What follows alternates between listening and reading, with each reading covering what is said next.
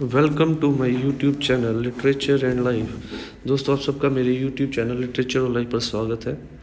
आज इस वीडियो में मैं आपके लिए लेके आया हूँ मार्टिन लूथर किंग जूनियर द्वारा दी गई एक बहुत ही historical and famous speech I have a dream की डिटेल समरी एंड एनालिसिस। इससे पहले कि हम लोग अपने मेन टॉपिक के ऊपर जाएं, थोड़ा सा हम लोग मार्टिन लूथर किंग के बारे में जान लें। Martin Luther King Jr. was an American Christian minister and an activist who became the most visible spokesman and leader in the civil rights movements from 1955 until his assassination in 1968। तो Martin Luther king black लोगों के civil right movement के एक अहम प्रवक्ता थे और एक अहम लीडर भी थे, और उन्होंने इस लहर में एक अहम योगदान दिया 1955 से लेकर 1968 तक, जब उनको मार दिया गया in 1968। King is best known for advancing civil rights through non violence and civil disobedience inspired by his Christian beliefs and non violent activism of Mahatma Gandhi. तो किंग को उनके सिविल राइट मूवमेंट्स में अहिंसा और डिसिप्लिन के लिए जाना जाता है, जिसकी प्रेरणा वो कहते हैं कि उनको गांधी के द्वारा मिली थी। King participated and led marches for black rights to vote, desegregation, labor rights and other basic civil rights। King ने बहुत सारे ब्लैक लोगों के आंदोलनों का नेतृत्व किया, और उन आंदोलनों में उनकी जो मेन मांग थी वो थी कि ब्लैक लोगों को वोट का अधिकार मिले, उनके साथ भेदभाव ना किया जाए, उनको बराबर हक दिए जाए। King led the 1950 Montgomery bus boycott and later became the first president of the Southern Christian Leadership। As a president of the SCLC, he led the unsuccessful Albany movement in Albany, Georgia, and helped the organize some of the non-violent 1963 protests in Brigham in Albany,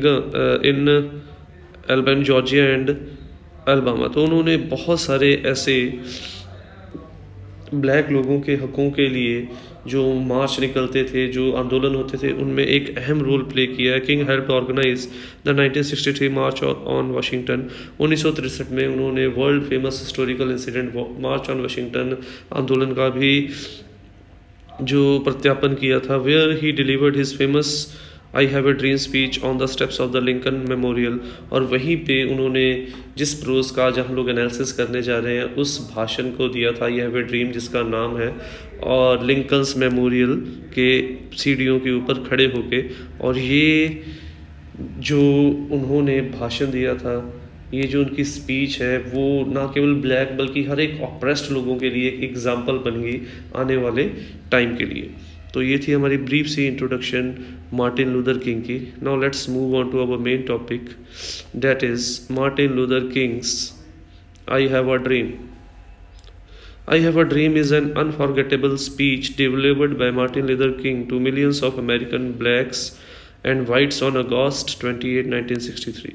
I Have a Dream एक historically कभी ना भूलने वाली एक ऐसा भाषण है जिसको कि मार्टिन लूथर किंग ने हज़ारों लाखों अमेरिका के ब्लैक और वाइट लोगों को संबोधित किया था 28 अगस्त 1963 को। This speech represent the hopes and dreams of all American blacks who have been struggling for their rights and freedom. और ये स्पीच उन लोगों के लिए उम्मीद की एक किरण थी, उन ब्लैक लोगों के लिए उम्मीद की एक किरण थी जो अपनी आज़ादी और अपने हकों के लिए संघर्ष कर रहे थे। Though the American Constitution and the Declaration of Independence have promised equal rights and justice and freedom to all the blacks and white, this is not implemented in practice। चाहे अमेरिका के रहने वाले सभी लोगों को अमेरिका के संविधान ने आज़ादी दे दी थी, बट उसके बावजूद भी, आज़ादी के बावजूद भी ब्लैक लोगों को बराबर हक नहीं दिए गए थे, ना ही बराबर न्याय दिए गए थे। In American societies there is still strong racial discrimination, injustice, hatred and other inequalities between whites and blacks. आज भी अगर हम लोग देखें अमेरिका और पश्चिमी देशों के कई हिस्सों में आज भी ऐसे ही रंग के आधार पे भेदभाव हमें महसूस हो जाएगा। The blacks are hated, neglected and tortured in practice. Negro लोगों को बहुत बुरे तरीके से टॉर्चर किया जाता है, उनके साथ बहुत बड़ा शोषण किया जाता है। In American societies there is still strong racial discrimination, injustice, hatred and other inequalities between whites and black. और अमेरिका के समाज के अंदर आज भी हम लोगों को ऐसे भेदभाव मिल जाएंगे जहाँ पे ब्लैक लोगों के साथ अन्याय किया जाता है, नफरत की जाती है और उनको वाइट लोगों के कंपैरेटिवली बराबर हक नहीं दिए जाते। The blacks are hated, neglected and tortured because of their black skin. Black लोगों के साथ अगर बुरा बर्ताव किया जा रहा है उसका केवल एक ही कारण है कि उनकी चमड़ी का रंग, उनकी स्किन का रंग जो है वो ब्लैक है। They are deprived of their rights, freedom, equality and justice. They are treated to be slaves and are exiled in their own country. उनको ना बराबर हक दिए गए हैं, ना बराबर आज़ादी, ना ही बराबर मौके, ना ही बराबर उनको न्याय मिलता है। उनको अपने ही देश में गुलामों के जैसा रखा जाता है और उनको अपने ही देश में सेग्रीगेट, अलग थलग कर दिया जाता है। They live a very poor and miserable life among the rich whites. Only the whites enjoy the right of life, liberty and pursuit of happiness. तो अगर हम लोग वाइट लोगों के कंपैरेटिवली देखें तो ब्लैक लोगों के साथ पश्चिमी देशों में, अमेरिका और दूसरे पश्चिमी देशों में बहुत ही तरसयोग, बहुत ही दयनीय बर्ताव किया जाता है। केवल ज़िंदगी में खुश होना, आगे बढ़ने के हक जो है वो वाइट लोगों के लिए है। ब्लैक लोगों को अलग थलग कर दिया गया, उनको आगे बढ़ने के लिए कोई हक प्रदान नहीं किए गए। Luther king addresses the American blacks and says that they should continue their struggle until they establish equality, peace and brotherhood in America। इस भाषण में वो ब्लैक लोगों को संबोधित करता हुआ कहता है कि वो अपने संघर्ष को तब तक जारी रखें जब तक उनको अमेरिका में बराबर हक नहीं मिल जाते। और वो हक कैसे हक चाहते हैं? वो कोई लाड़ के हक नहीं चाहते, वो कहते हैं भाईचारे वाले हक। उन लोगों को अपने वाइट ब्रदर्स के जैसे बराबर हक नहीं दिए जाते तब तक वो संघर्ष करना बंद नहीं करेंगे।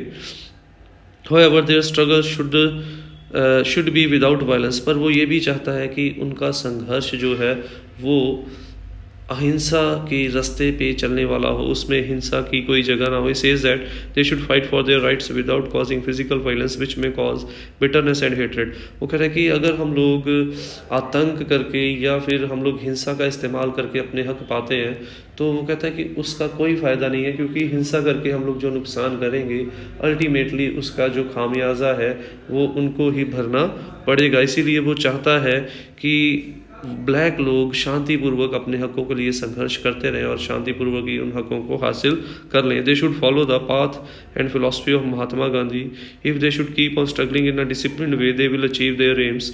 वो कहते हैं कि जैसे महात्मा गांधी ने भारतवर्ष में अहिंसा का प्रयोग करके आज़ादी दिलाई है, ये वो मानता है बट मैं नहीं मानता, तो उसी प्रकार से वो ये कहता है कि उसी प्रकार से अगर वो लोग भी अपने संघर्ष को एक डिसिप्लिन्ड वे में, नॉन वायलेंट वे में चलाएंगे तो उनको भी उनकी मंजिल ज़रूर हासिल होगी, उनको भी अपने सपने ज़रूर साकार होते हुए नजर आएंगे। Luther king hopes that one day the chains of hatred, racial discrimination, injustice and inequality will be broken. वो उम्मीद करता है एक दिन नफरत की ये जंजीरें, भेदभाव की ये जंजीरें, अन्याय की ये जंजीरें जो हैं वो टूट जाएंगी और एक दिन वाइट लोग समझ जाएंगे कि ब्लैक लोग भी उनके ही भाई हैं। और उस दिन वो लोग ये भी समझ जाएंगे कि अमेरिका का विकास तब ही मुमकिन है जब वाइट और ब्लैक दोनों का बराबर विकास किया जाए। The new sun will rise with the rays of liberty. वो कह रहा है कि उस दिन अमेरिका में एक नए सूर्य उदय होगा और वो सूर्य उदय होगा जहाँ अमेरिका में बराबरी होगी, शांति होगी और वाइट और ब्लैक लोगों के बीच में भाईचारा होगा।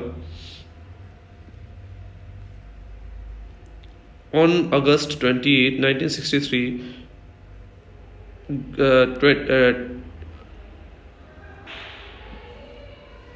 250,000 people gathered in Washington DC to participate in the March on Washington for Jobs and Freedom. It is now known simply as the March on Washington. The march was the largest event of its kind, with over double the attendance of the Walk of Freedom in Detroit earlier that year. अगस्त 1963 में black लोगों के द्वारा एक विशाल रूप में एक आंदोलन किया गया था जिसके नाम रखा गया था मार्च टू वाशिंगटन, जहाँ पे वो वाशिंगटन डीसी जो कि अमेरिका की कैपिटल है, वहाँ पे अपने हकों के लिए संघर्ष करने, अपने हकों को मांगने जा रहे थे। The march was organize to protest numerous forms of racial discrimination, many of which were still protected और enforced by the laws of various state. और वो आंदोलन बड़े लेवल पर इसलिए किया गया था कि वो अमेरिका से भेदभाव भरे बर्ताव को ख़त्म कर सके, और वो भेदभाव का बर्ताव आज भी हमें अमेरिका और पश्चिमी देशों में कई जगहों पे देखने को मिल सकता है। As the march full name implies employment discrimination was one of the policies protested along the discrimination practices in housing, hospitality and public transit। तो जैसे कि नाम से ही क्लियर हो जाता है कि ये संघर्ष का मेन स्ट्रेस ये था कि ब्लैक लोगों के साथ जिस प्रकार जॉब के टाइम पे कि उनका रंग काला होने के कारण उनको जॉब नहीं दी जाती, उनको हायर एजुकेशन लेना अलाउड नहीं है, उनको होटल्स, पार्क्स या ट्रेन्स में जाना अलाउड नहीं है, इन सभी भेदभाव को ख़त्म करने के लिए और ब्रदरहुड को बसारने के लिए ही इस आंदोलन का जो स्टार्ट किया गया था मार्टिन लूथर और दूसरे ब्लैक लीडर्स के द्वारा। King's I have a dream address is not originally intended to be the centerpiece of the march.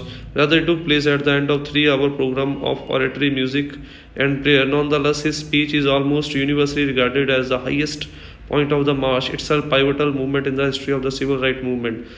तो वो कहता है कि इस भाषण को इतिहास का सबसे 20वीं शताब्दी का सबसे प्रभावशाली भाषण माना जाता है, और सिविल राइट्स मूवमेंट में ये भाषण ने एक अहम रोल प्ले किया था।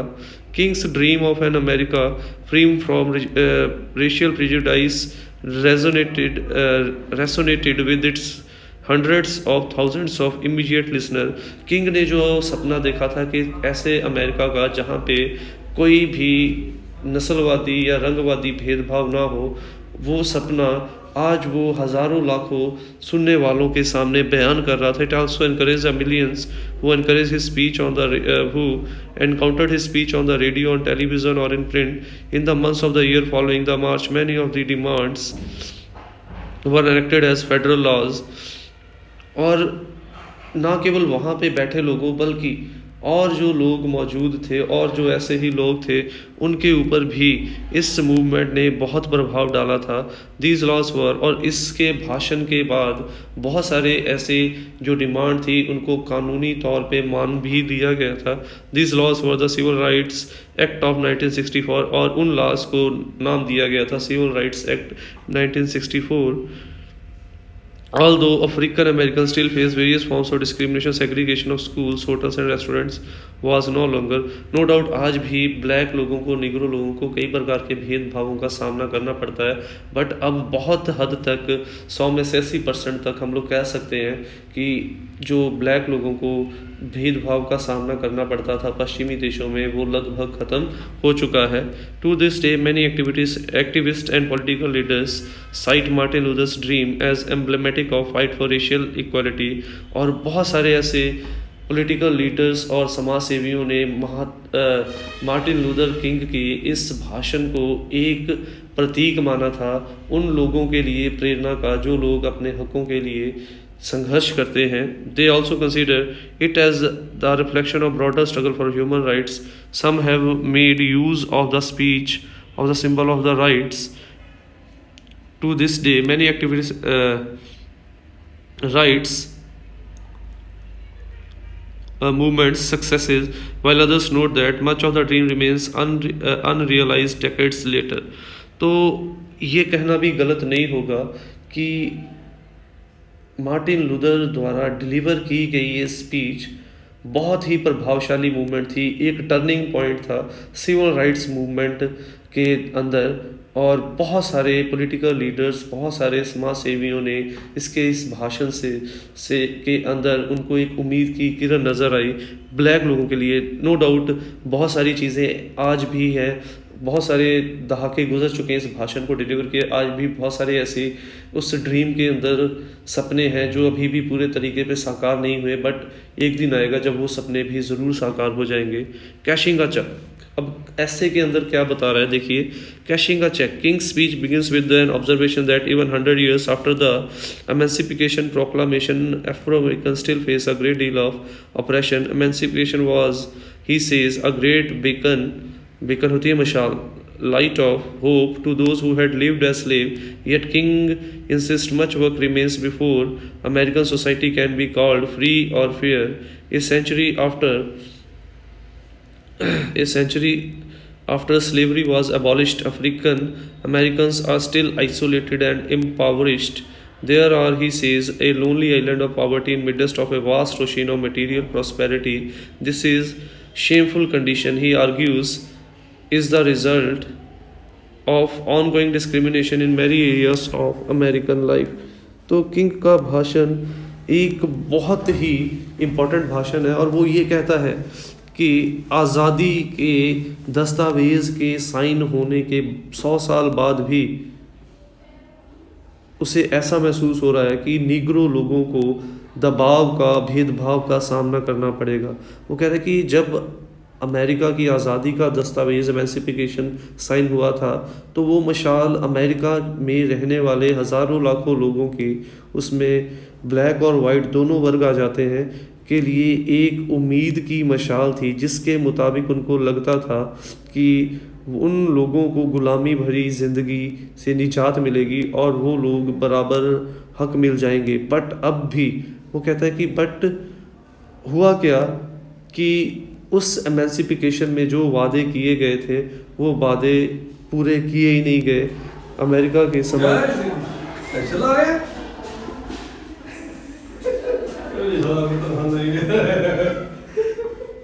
अमेरिका के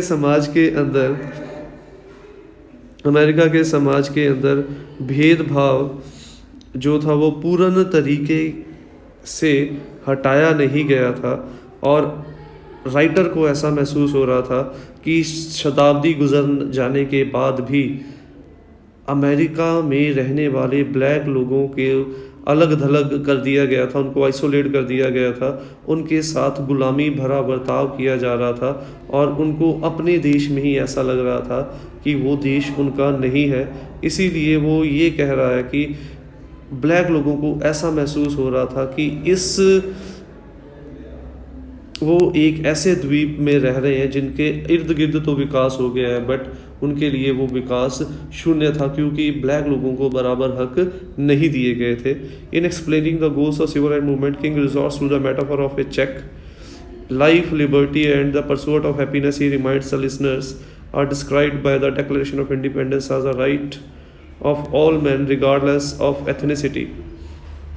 तो यहाँ पे वो जो हक उनको दिए जाने थे उसको उसने चेक का नाम दिया था और वो कह रहा था कि जब एमेंसिपिकेशन साइन हुई थी तो उस चेक में 3 चीज़ों के बारे में वादा किया गया था। उसकी थी एक आज़ाद लाइफ, लिबर्टी और सबके लिए बराबर मौके। और वो कह रहा है कि वो जो डिक्लेरेशन आज़ादी के दस्तावेज़ में की गई थी उसमें ये जो डिक्लेरेशन घोषणा की गई थी ये सभी लोगों के लिए थी, बिना किसी भेदभाव के, बिना किसी इस चीज़ को नज़र में रखे कि वो इंसान किस रेस से संबंध रखता है, वो ब्लैक है या वाइट है। This together with the legal enrichment of this principle in the Constitution is the promissory note issued at the founding of the United States. Yet this promise has not been realized in the case of African Americans who are still treated as inferior to their white compatriots. पर वो कह रहे हैं कि जब America को आज़ादी हुई और अमेरिका का निर्माण होना शुरू हुआ तो ये जो डिक्लेरेशन थी एक ऐसा वादा था जो अमेरिका में रहने वाले हज़ारों लाखों ब्लैक और वाइट लोगों के लिए उम्मीद की एक किरण थी। बट वो कहता है कि ये वादा वाइट लोगों के लिए तो पूरा हो गया बट निग्रो लोगों के लिए ये वादा आज भी अधूरा है। आज भी उन लोगों को वाइट लोगों से छोटा समझा जाता है बस उनके रंग के भेदभाव के कारण। America has thus defaulted on its obligation to secure life and liberty for all. तो ये क्लियरली शो करता है कि अमेरिका अपने उस वादे के ऊपर खरा नहीं उतरा है, जो उस वादा आज़ादी के वक्त किया गया था कि सबको बराबर मौके और सबको बराबर हक दिए जाएंगे। They have therefore come to cash a cheque that is to demand the freedom of equality promised by the founding documents of the nation. इसीलिए आज वो अपने उस चेक को कैश कराने आए हैं, जो चेक आज़ादी के दस्तावेज़ के साइन करते वक्त, घोषणा करते वक्त सभी लोगों को प्रदान किया गया था बराबर हक देने का, बराबर आज़ादी देने की। आज वही हक वो लोग अमेरिका की सरकारों से हासिल करने आए हैं। The fierce urgency of now. क्यों इस चीज़ की बहुत ज़्यादा ज़रूरत महसूस हो रही थी कि ब्लैक लोगों को भी वाइट लोगों के जैसे बराबर हक दिए जाएं? देखते हैं। The time to address racial injustice King says is now. वो कहता है कि इस नस्लवादी भेदभाव को ख़त्म करने का समय आ चुका है। अब ये समा बहुत तीव्र है। क्यों ये ज़रूरी है कि इसे जल्द से जल्द ख़त्म कर दिया जाए? There is no time to hesitate. He says civil rights cannot be granted little by little to an oppressed and impatient people। वो कह रहे हैं कि अब हिचकिचाने में और वेट करने का टाइम नहीं रहा। अब समय आ चुका है कि अपने हकों को जल्दी से जल्दी हासिल कर दिया जाए। Many, he suggests, have hoped for an end to the civil unrest currently gripping the country. He says an end will not come until the Negro is granted his citizenship rights। और वो कह रहा है कि तब तक ये अशांति, ये संघर्ष खत्म नहीं होगा जब तक निग्रोस को, ब्लैक लोगों को उनका अमेरिका के नागरिक होने के पूरे हक नहीं दिए जाते। The term Negro was as late as the 1960 widely used by both black and white Americans. It did not even then carry the offensive connotation it bears today. However, by 1960, black activists seeking to empower African American argued that term implied black inferiority। तो यहाँ पे हम लोग देख सकते हैं कि king इसलिए इस चीज़ की अर्जेंसी बता रहा है क्योंकि उसे पता है कि अमेरिका जिस ड्रीम ऑफ डेवलपमेंट की बात कर रहा है, वो डेवलपमेंट तभी हो सकती है जब वाइट और ब्लैक लोगों का बराबर विकास हो जाए। अब तीसरी चीज़, वो किस ढंग से संघर्ष को चलाना चाहता था Martin Luther king. Non violent protest, बिना किसी हिंसा के संघर्ष को आगे बढ़ाना। Yet King says the ongoing protest must never descend to violence. Let us not, he exhorts his listeners, seek to satisfy our thirst for freedom by bringing the cup of bitterness and hatred। वो चाहता है कि वो जो भी अपने संघर्ष को आगे लेके जाए, वो हिंसा के रास्ते पे जाके नहीं, अहिंसा के रास्ते पे जाके अपने आंदोलन को आगे लेके जाए। वो चाहता है कि वो अपनी आज़ादी की प्यास मिटाने के लिए नफ़रत और घृणा का इस्तेमाल ना करें। Protests for civil right must attain non-violent even though the movement's enemy employ physical force। वो कहता है कि चाहे उनके संघर्ष का जो लोग विद्रोह करते हैं वो लोग हिंसा का इस्तेमाल कर लें, बट वो कभी भी हिंसा का इस्तेमाल नहीं करेंगे। King admonishes his black listeners not to distrust all white people. Indeed, he notes many white people are present at the march. He says that they stand in solidarity with African American community because they realize that their destiny is tied up with our destiny। और वो ये भी कहता है कि सभी white लोगों के साथ घृणा करना ज़रूरी नहीं है, क्योंकि उसे पता है कि जैसे एक हाथ की 5 उंगलियां बराबर नहीं होती, तो वो भी वही कह रहा है कि सब ब्लैक लोग उनके साथ भेद भरा बर्ताव नहीं करते। बहुत सारे ऐसे और ब्लैक लोग हैं जो आज भी उनके साथ मौजूद हैं, इस मार्च में भी, जो आज भी उनके साथ उनके विद्रोह, उनके संघर्ष में खड़े हैं, कंधे से कंधा मिलाकर। वो लोग इसलिए खड़े हैं क्योंकि उनको पता है उनका और अमेरिका का विकास तब ही मुमकिन है जब अमेरिका में वाइट और ब्लैक लोगों का बराबर विकास होगा। The movement he declares is underway and must not stop until the civil rights are assured for all। He responds to those who speak, when will you be satisfied? King says that he and his fellow protesters can never be satisfied as long as police brutality is visited upon African American। और वो कहता है कि उनका संघर्ष तब तक ख़त्म नहीं होगा जब तक उनको जो उनके हक हैं वो प्रदान नहीं किए जाते। वो उन लोगों को भी जवाब देता है जो लोग उनको थोड़े से हक देके कहते हैं वो लोग कब संतुष्ट होंगे। वो कहते हैं कि वो तब तक संतुष्ट नहीं होंगे जब तक पुलिस बिना किसी कारण ब्लैक लोगों के ऊपर अत्याचार जो करती है आज, वो अत्याचार करना बंद नहीं करती। They will not be satisfied, he says, while housing and other amenities are racially segregated and black voters are denied the exercise of their right। वो कहता है वो तब तक संतुष्ट नहीं होंगे जब तक कि उनको होटल्स, ट्रेन्स, पार्क्स में जाने की अनुमति नहीं मिलती। वो लोग तब तक संतुष्ट नहीं होते जब तक कि उनके स्कूल, हॉस्पिटल को जैसे अलग थलग कर दिया है, उनको वाइट लोगों के साथ इकट्ठा नहीं किया जाता। वो लोग तब तक शांत नहीं होते जब तक उनको वोट देने का हक जो उन्हें आज़ादी देते वक्त दिया गया था वो उनको एक्चुअल में प्रोवाइड नहीं किया जाता। He acknowledges that much unearned suffering has been visited upon those in the civil rights movement. King urges his listener to continue their struggle, knowing that somehow this situation can and will be changed। इसीलिए वो कहता है कि no doubt उनको इस संघर्ष में बहुत मुश्किलों का, बहुत अत्याचार का सामना भी करना पड़ा है, बट इसके बावजूद भी वो अपने साथियों को उम्मीद दिलाता है कि उन्हें किसी न किसी तरीके से संघर्ष को जारी रखना है, क्योंकि उसे पूरी उम्मीद है एक दिन ये हालात ज़रूर बदलेंगे। अब उसका सपना क्या था?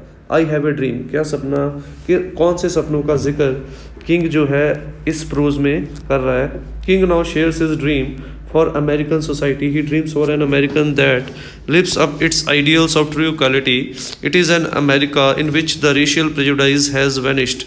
वो कहता है कि वो अमेरिकन सोसाइटी के लिए एक सपना देख रहा है, और वो सपने का पहला हिस्सा क्या है? वो चाहता है कि एक ऐसा अमेरिका आए जहाँ पे बराबर हक दिए जाएं, जहाँ पे जो भेदभाव है, नस्लवादी भेदभाव है, वो ख़त्म हो जाए। In which the descendants of slave holders and of slaves can sit down together at the table of brotherhood. जहाँ पे जो वाइट लोग ब्लैक लोगों को गुलाम बना के रखते हैं, उनको गुलाम समझते हैं, उनके अंदर से ये भावना ख़त्म हो जाए और ब्लैक और वाइट लोग मिल के अमेरिका के और अपने विकास के लिए काम करें। He dreams of a nation that will judge his children not by the color of their skin but by the content of their character। वो एक ऐसे देश का सपना ले रहा है, एक ऐसे देश की उम्मीद दिखा रहा है और देख रहा है जहाँ पे वो कहता है उनकी आने वाली पीढ़ियों को उनके रंग के आधार पे, जैसे इनको इनके रंग के आधार पे जज किया जाता था, वो कहता है जब हमारे आने वाली पीढ़ियों को रंग के आधार पे नहीं बल्कि उनके गुणों और अवगुणों के आधार पे एनालाइज किया जाएगा, वो एक ऐसे अमेरिका की कल्पना और ऐसे अमेरिका का सपना भी देख रहा है। He the King says is the hope that animates his struggle, the faith that will empower the movement to reach its goal। He closes his speech by looking forward to the day when all of God's children, irrespective of race or religion, can celebrate their freedom together। तो king इस संघर्ष को अपने इस विश्वास के साथ और सशक्त कर रहा है, और वो ये कह रहा है कि एक दिन ऐसा ज़रूर आएगा जब भगवान के द्वारा बनाए गए ब्लैक और वाइट लोग दोनों ही बराबर हकों से अमेरिका में रहेंगे। कैशिंग अ चेक, अब एनालिसिस कर लेते हैं। After voicing his hopes for demonstration the March on Washington, the king begins the substance of his speech in a striking way। 5 scores years ago, he says, the Emancipation Proclamation was signed by President Abraham Lincoln। The old-fashioned word choice is not accidental. It deliberately echoes the beginning of Lincoln's own Gettysburg Address a century earlier। Right from the outset, King is encouraging his listener to identify with and continue the legacy of great American leader. तो starting में ही वो उम्मीद को व्यक्त करते हुए America के लोगों को उस चीज़ की याद दिलाता है जब अमेरिका को आज़ादी दी गई थी, और अमेरिका के पहले प्रेसिडेंट का जो आज़ादी का दस्तावेज़ था वो अब प्रेसिडेंट अब्राहम लिंकन के द्वारा साइन किया गया था। वो याद दिलाता है कि उस डॉक्यूमेंट के अंदर ये बताया गया था कि सभी ब्लैक और वाइट लोगों को बराबर हक प्रदान किए जाएंगे। The Civil War was the occasion for Lincoln speech. Likewise the civil right movement is the speech in the United States was a wide spread and highly devised struggle in which the basic freedoms were contested। Like the war, the movement was also coming to be viewed as something that touched on the nation's most deeply held values। तो वो कह रहा है कि जो civil right movements था वो America के इतिहास की सबसे बड़ी मूवमेंट थी, जिसने कि अमेरिका के उन वैल्यूज़ को, उन असूलों को झंझोड़ दिया जो बहुत समय तक अमेरिका के अंदर मौजूद था। King's motto for the movement underscores the nature of the struggle to save the soul of America. और किंग का मोटो ये था कि वो ये संघर्ष इसलिए कर रहे हैं क्योंकि वो अमेरिका की आत्मा को बचाना चाहते हैं। और अमेरिका की आत्मा क्या है? अमेरिका की आत्मा ये कहती है कि ब्लैक और वाइट लोगों को बराबर हक प्रदान किए जाए, उनको कोई भेदभाव ना किया जाए। In the opening minutes of the speech king establish the ground rules for his vision of social change. He chooses a metaphor of a check. These establish that there is something binding and non-negotiable about the promises of Constitution and Declaration of Independence. The magnificent words he has in mind surely include the following from the Declaration of Independence. और उसने अपने हकों को मांगने के लिए उसका नाम दे दिया था चेक। और वो उसको चेक क्यों कह रहा था? वो कह रहा है क्योंकि चेक एक ऐसी टर्म है जिसमें कोई माप तोल नहीं किया जा सकता। और वो ये चाहता था कि उनके आज़ादी के दस्तावेज में भी जो उनको सपना दिखाया गया था वो उसमें कोई समझौता नहीं चाहते हैं। We hold this truth to be self-evident that all men are created equal, that they are endowed by their Creator with certain unalienable rights, that among these are life, liberty and pursuit of happiness. वो कहता है कि हम लोग ये मानते हैं, ये साबित हो चुका है, ये अपने आप में एक बड़ा सच है कि भगवान ने हर इंसानों को बराबर बनाया था और भगवान ने हर एक इंसान को बराबर हक दिए थे। और वो उनमें से कुछ हक जो सभी को बराबर दिए थे वो थी ज़िंदगी जीने का हक, आज़ादी का हक और खुशी का हक। बट इन हकों को वो कहता है कि अमेरिका के भेद भरे बर्ताव ने ब्लैक लोगों से छीन लिया है। द मैग्निफिसेंट वर्ड्स में also include the preamble to the constitution which sets forth the award goals of United States and its government. These goals are to form a more perfect union, establish justice, insecure domestic tranquility, and square the blessings of liberty to ours and our posterity. और इन्हीं शब्दों ने America के आने वाली सरकारों को, संविधान को झंझोड़ के रख दिया। और ये वहाँ की सरकारों को ये सोचना पड़ा कि वो एक ऐसे समाज का विकास करें जहाँ पे जो भेदभाव पहले मौजूद थे, ब्लैक लोगों के साथ सेग्रीगेशन, उनको अलग थलग कर देना, उनको बराबर हक नहीं देना, उनके साथ अन्याय करना, टॉर्चर करना, ये सभी के सभी हक जो हैं वो ब्लैक लोगों को बराबर प्रदान किए जाए। The fierce urgency of now in the section of speaking makes his conspicuous use of rhetorical device called anaphora the repetition of an important or striking phrase. Here the repetition serves both to structure his argument and to build a momentum. In emphasizing that now is the time, King is rejecting an attitude towards social reform known as gradualism. King ने अपने इस हिस्से में जो word use किया है now is the time, वो कहता है कि वो ये दिखाता है कि वो धीरे धीरे आने वाले बदलाव से संतुष्ट नहीं है। वो चाहते हैं कि वो लोग जो हक चाहते हैं वो हक उनको एकदम से प्रदान कर दिए जाएं। The gradualist view holds essentially that social changes need to be proceed slowly in small steps even when the change involves redressing of injustice. King no gradualist sees any further delay on and as unacceptable. और वो कहता है gradualist वो होते हैं जो ये मान के चलते हैं कि जिन सुधारों की वो बात कर रही हैं वो धीरे धीरे करके उनको मिल जाएगा। और पर किंग कहता है कि जिस प्रकार का अन्याय, जिस प्रकार का शोषण उन्हें सहना पड़ रहा है उसके लिए वो ग्रेजुअलिस्ट तरीका नहीं अपनाना चाहते। वो नहीं चाहते कि वो हक उनको धीरे धीरे करके प्रदान किए जाए। वो चाहते हैं कि उनको वो हक एक झटके से प्रदान कर दिए जाए क्योंकि उन्हें बहुत टाइम हो चुका है इन भेदभावों का शिकार होते हुए। नॉन वायलेंट प्रोटेस्ट, और वो चाहता है कि उनका संघर्ष शांतिपूर्वक ढंग से अहिंसा के रास्ते पे चले। King repeatedly urges his listeners not to give into violence no matter how violent they are treated. In doing so, he appeals to the redemptive power of suffering, a concept common to many Christian traditions.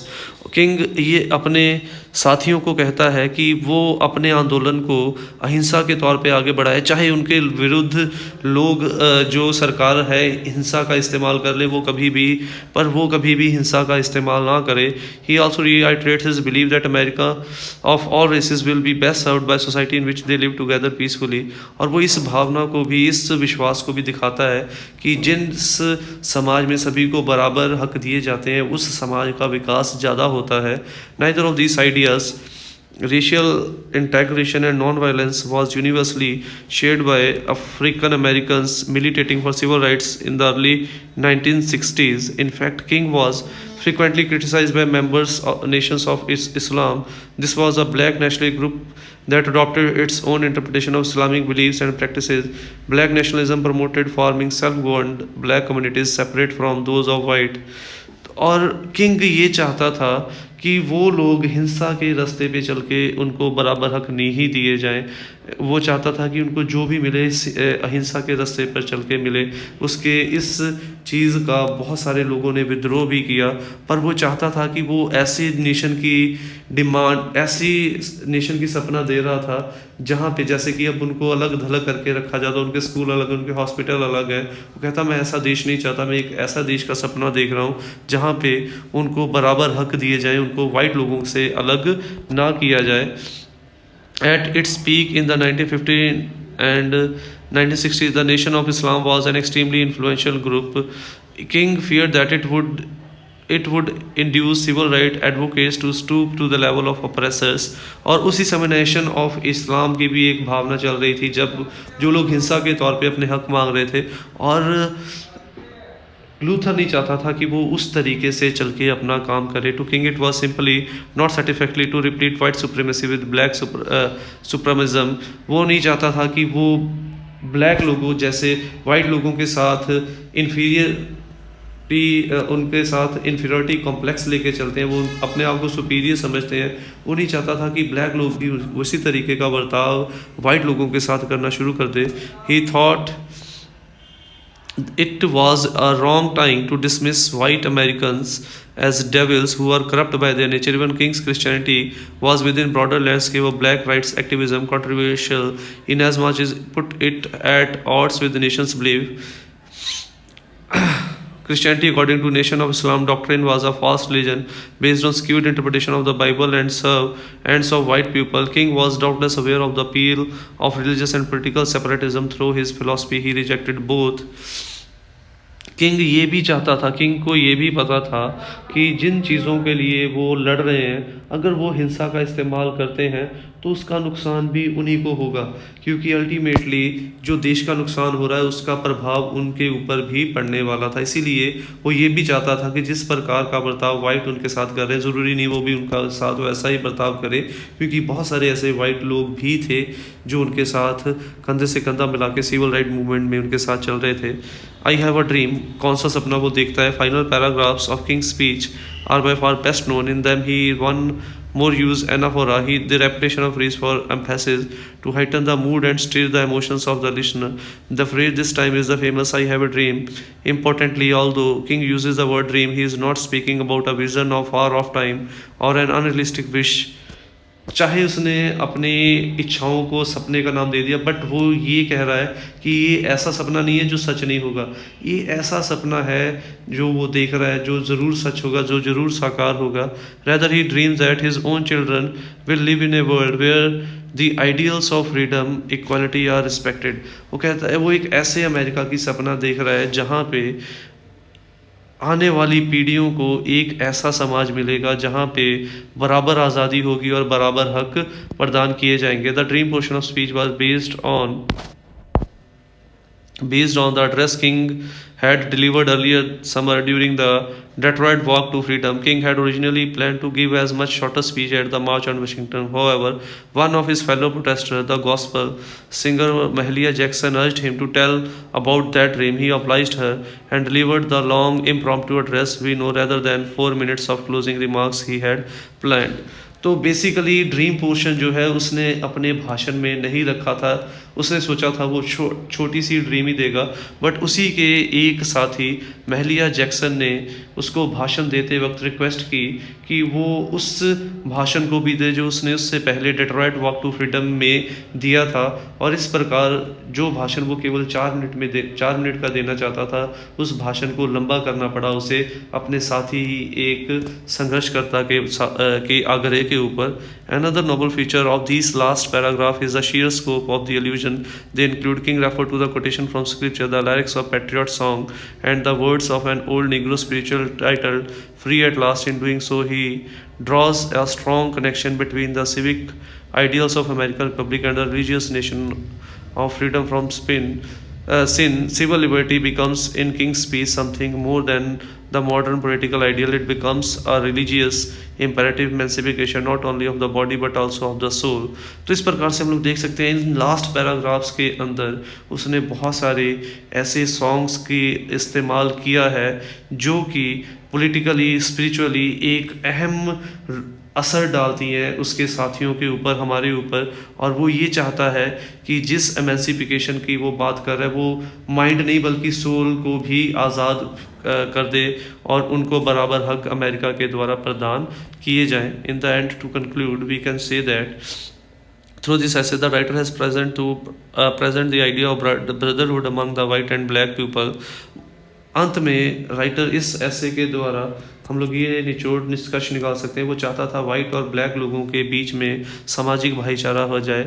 In the end the writer tells that the American dream of independence will come true when there will be no discrimination. अंत में वो ये कहता है कि America की आज़ादी का सपना तब साकार होगा जब अमेरिका के समाज के अंदर कोई भेदभाव नहीं रखा होगा।